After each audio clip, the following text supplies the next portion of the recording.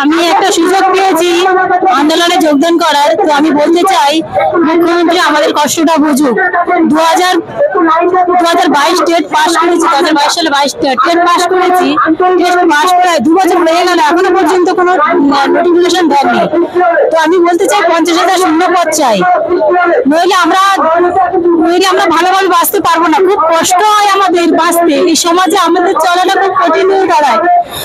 আজ আমার 1.5 বছরের একটা বাচ্চা আছে, আমার হাজবেন্ড আমাকে ছেড়ে দিয়েছে। তো আমি চাকরি পাইনি বলে সে ছেড়ে দিয়েছে আমাকে, তাহলে আমরা সমাজে ভালোভাবে বাঁচবো কি করে? আমি মুখ্যমন্ত্রীর কাছে আবেদন করতে চাই যে তিনি আমাদের চাকরিটা দিন। আমরা ভিক্ষা করতে চাই না, ভিক্ষার তালা ধরতে চাই না, আমরা রাস্তায় দাঁড়াতে চাই না, বিদ্যালয়ে যেতে চাই। 50,000 শূন্য পদ চাই, না হলে সবাই তো আমরা চাকরি পাবো না 50,000 শূন্য পদ না দিলে। এটাই আমি বলতে চাই।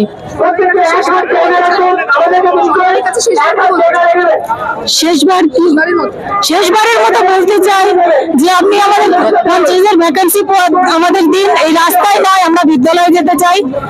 আজ ইংরেজরা মনে হয় হাসছে যে তোমার এই স্বাধীনতা পেয়েছিলে, শিক্ষিতরা রাস্তায় থাকবে আর মূর্খরা দেশ চালাবে। এটাই কি সমাজ? না, এই সমাজ আমরা চাই না, স্বচ্ছ সমাজ চাই আমরা।